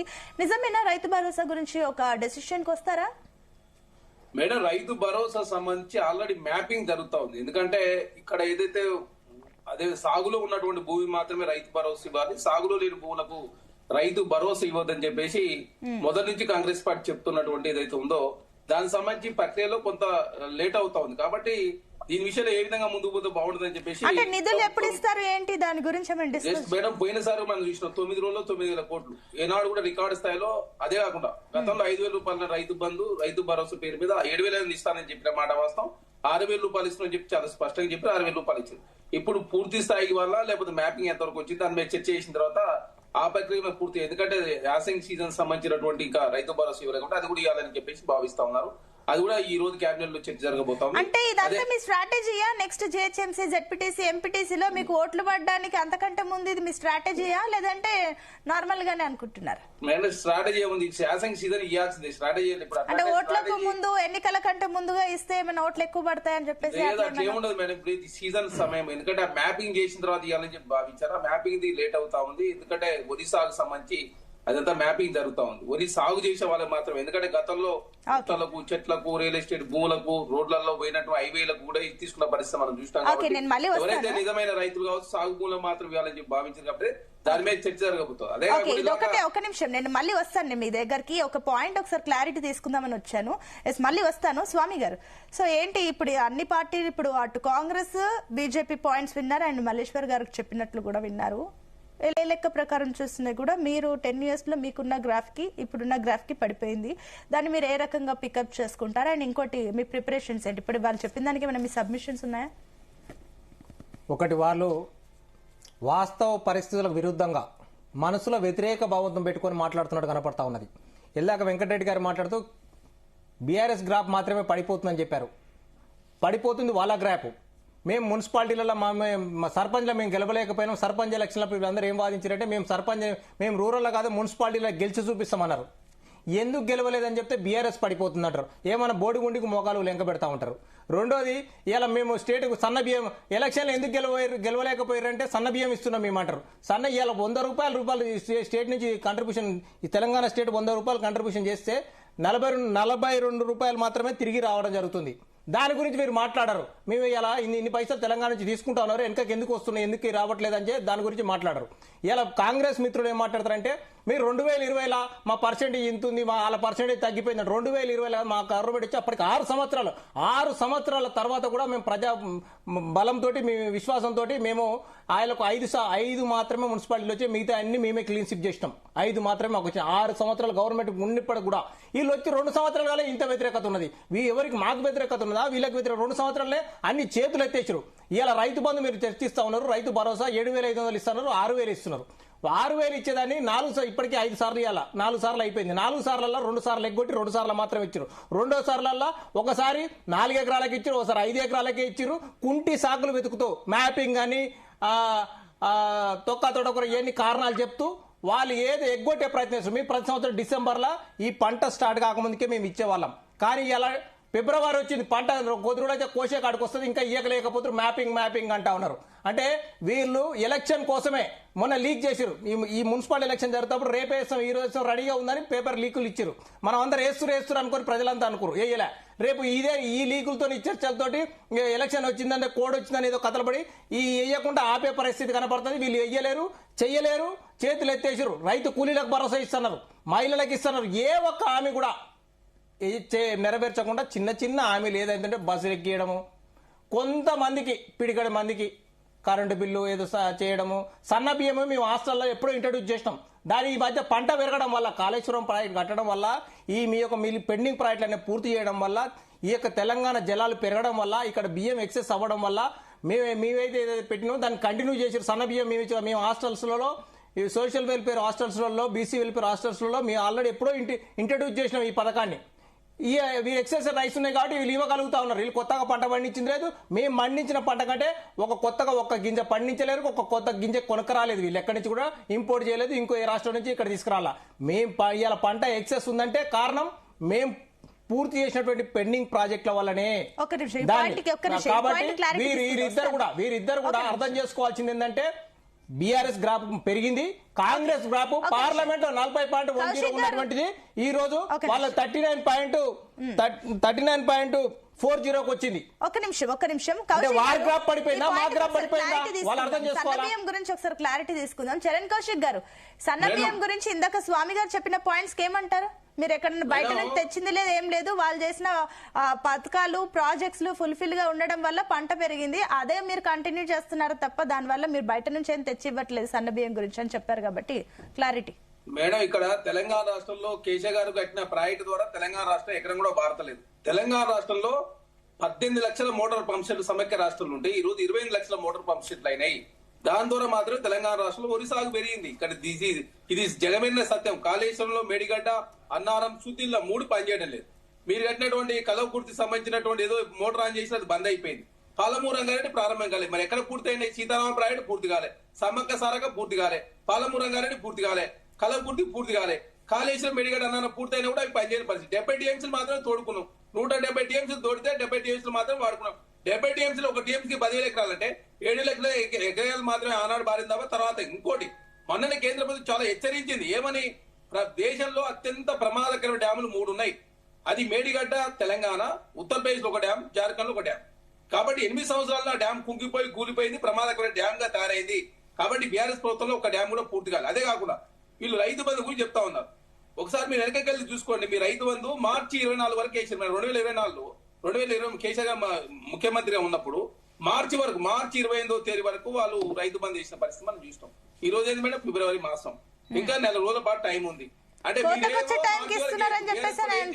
పంట వేసే ముందు ఇవ్వాలి కానీ కోతకొచ్చే టైంకి కట్ చేసే టైంకి ఇస్తున్నారని చెప్పేసి. మేడం, ఇక్కడ బీఆర్ఎస్ ప్రభుత్వాన్ని చెప్తున్నా నేను ఎవరు లెక్కలు వెనక పోయి చూడండి, లెక్కలు మాగా లేవని కాదు కదా. మీరు మాత్రం మార్చి వరకు వేయచ్చు. బీఆర్ఎస్ పార్టీ ఏం చేసినా కరెక్ట్. మీ ఓటు బ్యాంక్ తగ్గుతున్నాయా అంటే మా దగ్గర పెరిగిందని మాకేం అభ్యంతరం. అంటే మీరు కాదు, వాళ్ళే ఆ టైంలో కట్ చేసే టైంకి కోతకొచ్చే టైంకి ఇచ్చారని చెప్పేసి అంటున్నారు. మరి అంతే కదా, మార్చి 25 వరకు వేసింది ఎవరు? మేము కాదు కదా. మార్చి వరకు వేసింది వాళ్ళు. ఈ రోజు ఏం చెప్తారు? మీ టైంలోనే కోతకొచ్చే టైంకి ఇచ్చారంట కదా. స్థాయిలో 9,000 కోట్ల రూపాయలు వేసింది రాష్ట్ర ప్రభుత్వం. 20,000 కోట్ల రూపాయలు రుణమాఫీ చేసినాం. నిన్న బోనస్ సంబంధించి 581 కోట్ల రూపాయలు రిలీజ్ చేసుకున్నాం. మా సంక్షేమ కార్యం ఏం చేసినామో మేము అసెంబ్లీ వేదికగా చర్చ చేద్దాం రండి అని అసెంబ్లీకి పిలుస్తా ఉన్నాం. మేము పారిపోతున్నాం. అంశం మీదే, సబ్జెక్ట్ మీరే డిసైడ్ చేసుకోండి. కాంగ్రెస్ ప్రభుత్వం సమాధానం చెప్తా చెప్పి భారతీయ జనతా పార్టీ నాయకులు చెప్తున్నాం, బీఆర్ఎస్ పార్టీ నాయకులు చెప్తున్నాం. మేము పారిపోతలేము, అసెంబ్లీ నిర్వహించని చెప్తున్నాం. ప్రతిపక్షాల టైం ఏంటి? ఒక నిమిషం, పాయింట్ సబ్మిషన్ ఉందంట. స్వామి గారు చెప్తారంట. స్వామి గారు ఏంటి? మేము ఎలక్షన్ మేనిఫెస్టోలో ఎక్కడ కూడా రైతు బంధు ఇస్తామని కానీ ఎక్కడ కానీ చెప్పకుండా మేము ఇచ్చినటువంటి పథకం. వీరు 15,000 ఇస్తాని చెప్పేసి రైతు కూలీలకు కూడా 12,000 రూపాయలు ఇస్తాని చెప్పేసి ఎందుకు ఇవ్వలేకపోయి మీరు చేయలేకపోక మేము చేసిన దాంట్లో పోయి తప్పలేదు. ఇవాళ మీ గవర్నమెంట్ ఉంది, 2 సంవత్సరాల తర్వాత కూడా మా పోయిన గవర్నమెంట్ గురించి వెతకడం కాదు, మీరు ఎందుకు చేయలేకపోతారో చెప్పే సమాధానం లేక మేము ఏం ప్రాజెక్టులు పూర్తి చేయలేదు. ఏ ప్రాజెక్టులు పూర్తి అంటే ఇవాళ తెలంగాణ ఇరిగేషన్ ఎంత పెరిగింది, క్రాప్ ఎంత పెరిగింది, వాళ్ళ దగ్గర లెక్కలు లేకపోతే నేను చెప్తా. ఇలా మేము ఏమేమి ప్రాజెక్టులు పూర్తి చేసినాము, ఇలా మేము ఏమేమి ప్రాజెక్టులు పూర్తి చేసినామో మేము ఎన్ని ప్రాజెక్టుల వల్ల మేము చేసిన ప్రాజెక్టుల వల్లనే ఇక్కడ ఆయకట్టు పెరిగింది, పంట స్థిరీకరణ జరిగింది. ఇవాళ చెరువులో మేము మిషన్ కాకిది చెరువులో మేము. కానీ ఆయన పాయింట్, కౌశిక్ గారి పాయింట్ అది కాదు కదా. అసలు కోతకొచ్చే టైంకి ఇస్తున్నారు వీళ్ళు చెప్పేసి అని మీరు అన్నారు కదా. అసలు మీ హయాంలో మేము పైసలు డిపాజిట్ చేస్తే వాళ్ళు వచ్చి డిస్ట్రిబ్యూట్ చేసి ఎలక్షన్ కోర్టుకు పోయినటువంటి ఆ కోర్టుకు పోయి ఆపిచ్చి ఆ పైసలు వచ్చిన తర్వాత డిస్ట్రిబ్యూట్ చేయించింది వాళ్ళు. మేము ఎప్పుడు కూడా ఎలక్షన్ కమిషన్ లో ఎలక్షన్ మేనిఫెస్టోలు కూడా పెట్టకుండా రైతులు కూడా ఎవరు అడగకుండా మేము ముందుకే ఈ దేశంలోనే ఆదర్శవంతంగా మేము మేము ఉన్నప్పుడు ఇలా ఎరువులు చూస్తే మీరు చూస్తే రైతు బంధు కావచ్చు, ఎరువులు కూడా మేము ఇలా లైన్ లో నిలబడి ఎరువుల కోసం ఇలా యాప్ లో బుక్ చేసుకోవాలని చెప్తాం. ఇలా చూస్తా ఉంటే మేమే ఇరిగేషన్ ప్రాజెక్టులు మేము కంప్లీట్ చేయడం వల్లనే ఈ పంట పండడం జరిగింది. దాని వల్లనే సన్న బియ్యం ఇవ్వగలుగుతా ఉన్నారు, ఇవ్వగలుగుతా ఉన్నారు. మేము సన్న బియ్యానికి సంబంధించి మేనిఫెస్టోలో పెట్టలే. మేము సన్న బియ్యం మేనిఫెస్టోలో దేశంలో ఏ రాష్ట్రంలో ఇయ్యని విధంగా తెలంగాణ రాష్ట్రంలో కాంగ్రెస్ ప్రభుత్వం రైతు భరోసా గురించి మాట్లాడుతున్నారు. మేము కూడా మేనిఫెస్టోలో పెట్టింది సన్న బియ్యం ఇచ్చినామని చెప్తా ఉన్నాం. దేశంలో మహిళల కోసం చర్చ చేద్దాం. మొన్ననే ఎకనామిక్ సర్వే పార్లమెంట్ చాలా ప్రశంసించి దేశంలో ఏ రాష్ట్రంలో లేని విధంగా మహిళల కోసం అద్భుతమైన పథకాలు కాంగ్రెస్ ప్రభుత్వం తెలంగాణ రాష్ట్రంలో చేస్తుందని చెప్పి ప్రశంసించింది పార్లమెంట్. కాబట్టి మేము పారిపోతున్నా ఏ అంశమైనా చర్చ చేద్దాం. 5,000 రూపాయలు 6,000 7,000 ఇస్తానని చెప్పిన మాట వాస్తవమే. ఆ రోజు 70,000 కోట్ల తెలంగాణ అప్పు ఈ రోజు 7 లక్షల కోట్లు అయింది. నెలకు 6,500 కోట్ల రూపాయలు అప్పు కొట్టి చెల్లిస్తున్నాం. మీరు మరి 12% గిరిజనులకు ఇస్తాను చెప్పి 10% ఎందుకు రిజర్వేషన్, మైనార్లో 12% ఇస్తాను ఎందుకు లేదు? దళిత ముఖ్యమంత్రి ఏమైంది? దళితులకు సంబంధించినటువంటి 3 ఎకరాల రైతు అదేవిధంగా 5,000 కోట్ల రూపాయలు ఎప్పుడు పోయింది మీరే, మహిళలకు 4,500 కోట్ల రూపాయలు ఎప్పుడు పోయింది మీరే. దళిత ముఖ్యమంత్రిని మేనిఫెస్టోలో పెట్టినామా అని చెప్పేసి అడుగుతున్నారు. 1 కాదు 2 కాదు, మేము ఓన్లీ రుణమాఫీ వడ్డీ మాత్రం మాఫీ చేసిన, అసలు మాఫీ చేయకుండా పోయింది మీరే. డబల్ బెడ్రూమ్ 7 లక్షలు ఇస్తాను 70,000 ఇచ్చింది మీరే. 14 లక్షల కోడుగులు పంత కూడా పోయింది మీరే. ఇట్లా ఎప్పుడు పోతే మీ 100 ఉన్నాయి. కాబట్టి బీఆర్ఎస్ పార్టీ చరణ్ గారు, కౌశిక్ గారు ఇప్పుడు స్వామి గారు ఏమంటున్నారంటే మేనిఫెస్టోలో దళిత సీఎం గురించి మేము ఏమైనా రాసినామా అని చెప్పేసి అంటున్నారు. ఎక్కడ రాసినాం ఏం రాసినాం అనేది అన్ని చూస్తారు. తక్కువ మాట్లాడుతుంది. ఒక నిమిషం వెంకటరెడ్డి గారితో మాట్లాడాలి. ఒక నిమిషం చరణ్ గారు, ఒక నిమిషం మాట్లాడదాం. ఒక నిమిషం ఆగండి కౌశిక్ గారు, ఒక నిమిషం ఆగండి. తొందరగా చెప్పండి. నేను వెంకటరెడ్డి గారు వెయిట్ నేను చెప్తున్నాము. వారు చెప్పేది ఇవాళ మేము చేసినటువంటి పథకాలు దేశానికి ఆదర్శవంతంగా ఉన్నాయి. మహిళలందరికీ కూడా మేము 1,00,000 రూపాయలు ఇచ్చేసి కళ్యాణ లక్ష్మి కింద, షాదీ ముబారక్ కింద అందరికి ఇచ్చి పేద మహిళలందరికీ పెళ్లికి సహాయపడ్డది కేసీఆర్ గారు. దాంతో పాటు తులం బంగారం ఇస్తారని చేతులు ఎక్కింది వీళ్ళు. రెండోది ఇలా మహాలక్ష్మి కింద 2,500 రూపాయలు ఇస్తారని వాళ్ళకి నెత్తిలో చేయబెట్టింది వీళ్ళు. రైతు కూలీలకు నెత్తిలో చేయబెట్టింది వీళ్ళు.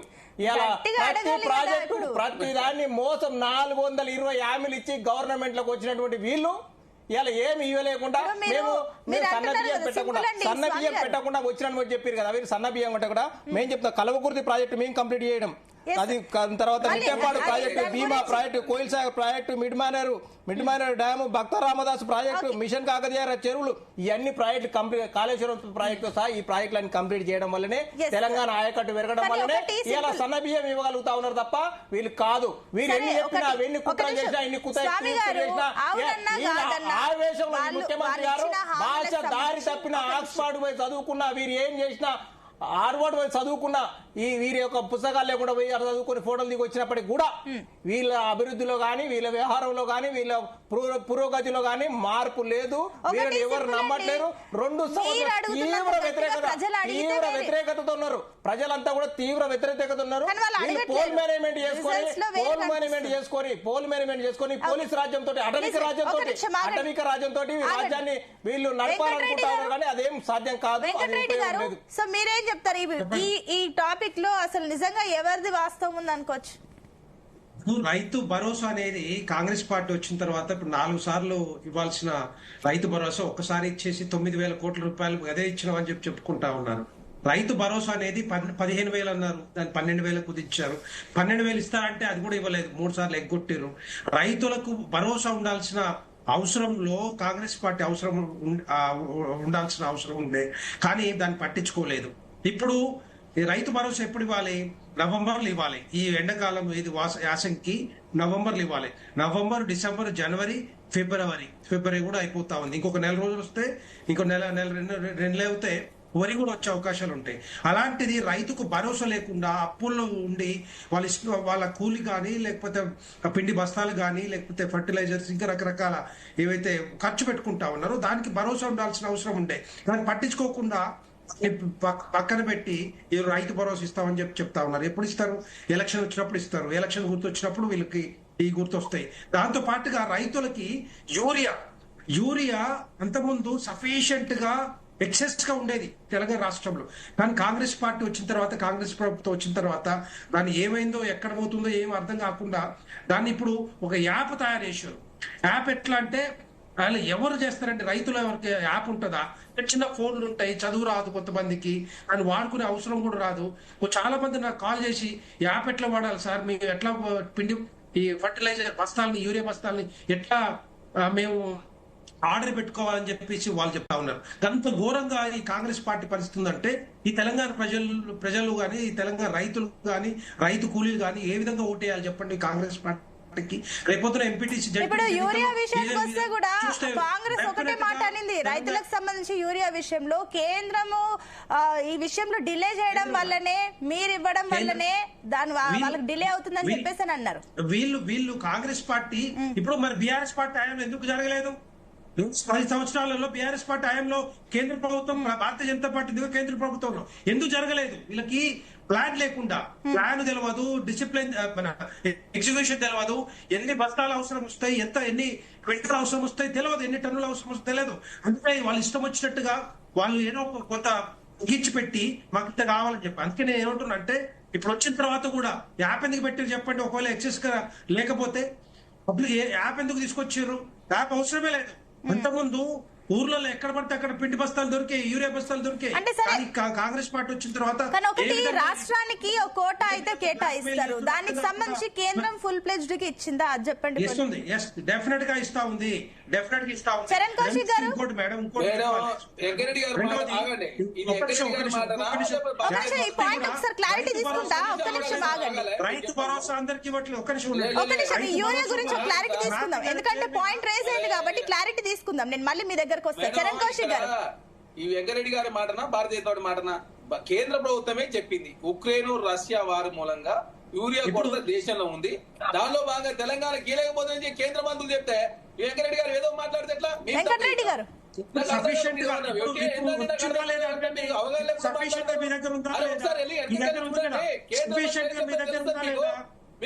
పోయినసారి తక్కువ ఉండే, ఇప్పుడైతే వచ్చింది కదా.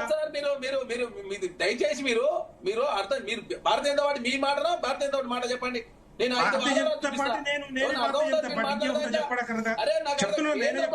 ఆగండి సార్.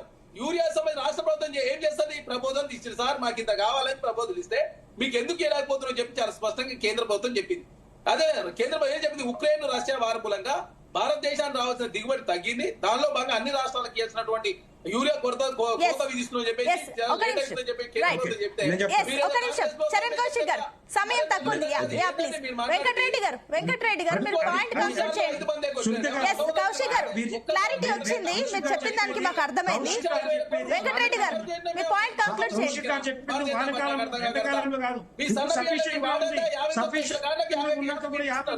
ఇప్పుడు సఫిషియెంట్ గా ఉంది అని చెప్పేసి అంటున్నారు. ఒక నిమిషం ఆగండి చరణ్ కౌశిక్ గారు, ఆగండి ప్లీజ్. కంక్లూడ్ యువర్ పాయింట్ అండి వెంకటరెడ్డి గారు. ఎక్సెస్ గా ఉందండి, ఇప్పుడు ఎక్సెస్ గా ఉంది. మీరు చేతగాక, మీకు ఎగ్జిక్యూట్ చేయలేక, మీరు పంచలేక, మీరు రైతులకు ఇవ్వలేక చేతులు ఎత్తేసారు.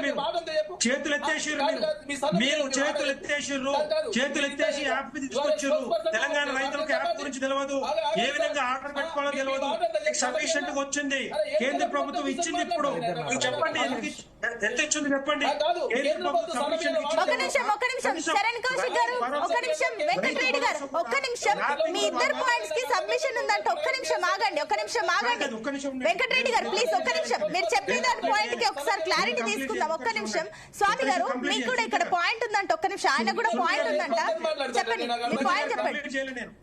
కాంగ్రెస్ పార్టీ మిత్రులు చెప్పాలి, తెలంగాణ కేంద్రంలో కొరత ఉంది, రాష్ట్రంలో కొరత ఉంటే మరి యాప్లో పెట్టుకుంటే యాప్ లేడానికి వస్తుంది.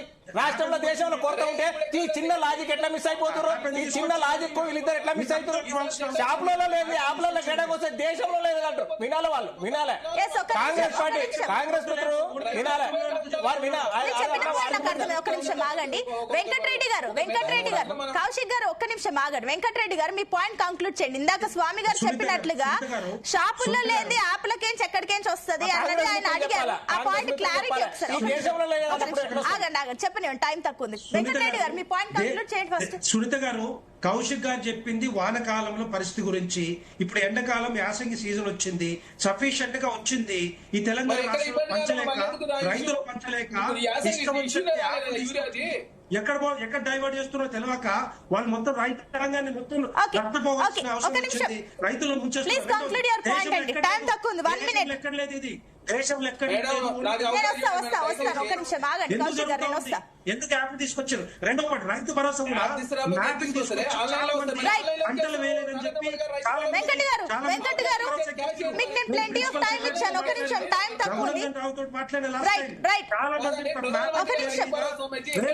నాకు అర్థమైంది, మీరు చెప్పిన పాయింట్ అర్థమైంది. కౌశిక్ గారు మీ ఫైనల్ కమెంట్స్. ఒక నిమిషం ఆగండి వెంకటరెడ్డి గారు, ఒక నిమిషం ఆగండి వెంకటరెడ్డి గారు, ఒక్క నిమిషం ఆగండి. కౌశిక్ గారు 30 సెకండ్స్ మీ పాయింట్ కంక్లూడ్ చేయండి. నేను మల్లేశ్వర్ గారి దగ్గరికి వెళ్ళాలి. భారతీయ జనతా పార్టీ పశ్చాబద్ధాలు తెలంగాణ రాష్ట్రంలో 1,10,00,000 కార్డు ఉంటే 54 లక్షల కార్డులకు మాత్రమే కేంద్రం 50% ఇస్తాం. మిగతా కార్డులకు కన్సిడరేషన్ చేస్తలేదు. అసలు ఎంత ఇస్తుందో వాళ్ళకి అవగాహన లేకుండా సన్నబియ్యాన్ని మీ ఇస్తే మీ పైసలు ఎంత అండి? మీరు ఇచ్చేది 51 లక్షల కార్డులకు 50% మాత్రమే. మీ 1,10,00,000 కార్డులకు మేము 50 లక్షల కార్డులకు 100% మేమే భరిస్తున్నాం. 51 లక్షల కార్డులలో 49% మేమే భరిస్తున్నాం. 10,000 కోట్ల రూపాయలు రాష్ట్ర ప్రభుత్వం భారపడుతుంటే కేంద్రం మాకిస్తుంది చర్చ చేద్దామా? పార్లమెంట్ వేదికగా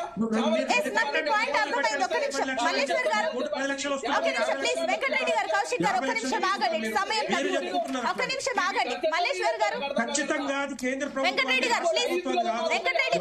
కంక్లూజన్ నేను తీసుకున్నాను. ప్లీజ్ ఆగండి. ఆయన చెప్పిన పాయింట్ ఆయన అభిప్రాయం మట్టుకి. ఒక్క నిమిషం ఆగండి, మీరు ఆగండి. మల్లేశ్వర్ గారు ఫైనల్ కమెంట్స్ ప్లీజ్ అండి. ఒక నిమిషం కౌశిక్ గారు ప్లీజ్, టాపిక్ రిపీట్ అవుతుంది. ఒక నిమిషం ఆగండి. మల్లేశ్వర్ గారు ఒక నిమిషం, టైం తక్కువ ఉంది. పీసీఆర్ కౌశిక్ గారిని అదేవిధంగా వెంకటరెడ్డి గారిని మ్యూట్ చేయండి. ఒక నిమిషం ఆగండి. మల్లేశ్వర్ గారు ప్లీజ్ ఆగండి, ఒక నిమిషం. ఆగండి మల్లేశ్వర్ గారు. ఇక్కడ ఈ యూరియా పంచాయతీ ఇది ఒక నిమిషం అండి. కౌశిక్ గారు చెప్పండి. మల్లేశ్వర్ గారు, వెంకరెడ్డి గారు మీరు కూడా వినాలి. ఎందుకంటే యూరియా పంచాయతీ చరణ్ కౌశిక్ చెప్పిందంటే కొంత క్లారిటీ నేను ఇస్తున్నా. ఎందుకంటే ఇది పార్లమెంట్ సెషన్ లో డిస్కషన్ చేయడానికి చామల కిరణ్ కుమార్ రెడ్డి గారు వాయిదా తీర్మానం కూడా ప్రవేశపెట్టి మాకు 9.8 లక్షల మెట్రిక్ టన్నుల యూరియా రావాల్సినది, మాకు 5 లక్షలు కూడా రాలేదనే దాని మీద మీకు వాయిదా తీర్మానం ప్రవేశపెడుతూ అది క్లారిఫికేషన్ ఇచ్చింది. దేశమంతటా కూడా కొంత షార్టేజ్ ఉన్నదని అక్కడ ప్రభుత్వం కూడా చెప్పినటువంటి పరిస్థితి ఉన్నది. తర్వాత తుమ్మల నాగేశ్వరరావు గారు కూడా, తర్వాత శివరాజ్ సింగ్ గారికి కూడా రిప్రజెంటేషన్ ఇచ్చినటువంటి పరిస్థితి ఉంది. అయితే ఏదేమైనా కూడా ఒక 1.2 మెట్రిక్ టన్నుల షార్టేజ్ వల్ల కొంత ఇప్పుడు 1 ఎకరం ఉన్న 2 ఎకరాలు ఉన్న వాళ్ళకు కొంత ఇబ్బంది పడేటువంటి పరిస్థితి ఉన్నది. కానీ ఇది సరైన సమయంలో కేంద్రము సప్లై చేయకపోవడం వల్లనే జరిగిందనే ఇప్పుడు ప్రభుత్వం లాస్ట్ టైం అది ఇప్పుడు కాదు, లాస్ట్ టైం అది ఒక నిమిషం ఆయన చెప్పనివ్వండి. వెంకటరెడ్డి గారు చెప్పండి. మల్లేశ్వర్ గారు సమయం తక్కువ ఉంది, 30 సెకండ్స్ అండి. Please conclude your point. Kharif season లో జరిగినటువంటి సందర్భాన్ని చెప్తున్నాము. ఆ షార్టేజ్ అట్లనే కొనసాగుతా ఉన్నది. ఇప్పుడు నేను అనేది ఖరీఫ్ సీజన్ లో అది షార్టేజ్ ని ఇప్పుడు ఎవరు కూడా కొంత ఇప్పుడు పక్కదారి పట్టినటువంటి పరిస్థితి కూడా లేకుంటే కొంత దాన్ని క్రమబద్ధం చేసే ప్రయత్నం కాంగ్రెస్ చేసినప్పటికీ కూడా ఏంటంటే అసలు మీద ఊటే లేనప్పుడు మనం ఒడ్డు కట్టుకోవడం వల్ల ప్రయోజనం ఉంటుంది. ఆ పద్ధతి కొత్త ఏదేమైనప్పుడు కూడా ఇక్కడ మనము ఒకరి మీద ఒకరు నిందించుకోవడం కాదు, కానీ ఇక్కడ రైతులకు మేము రైతుల పక్షాన ఉండేది మా రైతు ప్రభుత్వం అని చెప్పుకుంటున్న క్రమంలో మరి మీరు బీజేపీ కూడా యూరియా షార్టేజ్ ఇవన్నీ లేకుండా చేయాల్సినటువంటి పరిస్థితి ఉంది. ఇక రైతు బంధు కాడికి వస్తే, రైతు భరోసా కాడికి వస్తే ఏంటంటే అది మార్చిలో అనేక సార్లు కూడా బీఆర్ఎస్ రిలీజ్ చేసినటువంటి సందర్భాన్ని కూడా మనం దృష్టిలో పెట్టుకోవాలి. ఇప్పుడు కాకపోతే చరణ్ ఎందుకు చెప్పలేదో కానీ ఇప్పుడు ఎలక్షన్స్ ఎంపీటీసీ జెడ్పీటీసీ ఎన్నికలకు ముందు కూడా ఒక్కసారి అంటే పంచాయతీ ఎన్నికలు పోయేటప్పుడు కూడా ఇద్దామని అనుకున్నారు. మరి అది ఆపిరు. ఈ ఏమంటే 22 రోజుల నుంచి ఎలక్షన్ కోడ్ కూడా సందర్భాన్ని ఓకే అండి, టైం అప్ అండి. థ్యాంక్ యూ అండి. డిబేట్ లో పార్టిసిపేట్ చేసిన అందరికి కూడా thank you so much. So మొత్తం మీద చూస్తున్నాం అటు 23న ఏదైతే క్యాబినెట్ మీటింగ్ జరగబోతుంది, ఇందులో ప్రత్యేకించి కూడా ప్రధాన అంశాలు అటు Rythu Bharosa, GHMC, MPTC, ZPTC ఈ అంశాల్లో చూసుకుంటే కూడా అటు మున్సిపల్ కార్పొరేషన్ ఎన్నికల తర్వాత రాజకీయాలు ఏ రకంగా చాలా భిన్నంగా కనిపిస్తుంది. ఎందుకంటే కూడా చాలా చోట్ల ఈ హంగ్ ఏర్పడడం, పార్టీలు పొత్తులు కలవడం కూడా ప్రజలు కాస్త కన్ఫ్యూజ్ అవుతున్నారు. ఏ పార్టీకి ఎటు పట్టం కడతారు, నిజంగానే పార్టీల పరంగా ప్రజలకు ఎంత నమ్మకం ఉంది, గ్రామీణ స్థాయిలో ఏ రకంగా ఉంది, జిహెచ్ఎంసీ విషయానికి వస్తే హైదరాబాద్ ఓటర్ ఎటువైపు ఉన్నారనేది కూడా ఇంకొన్ని రోజుల్లో ఈ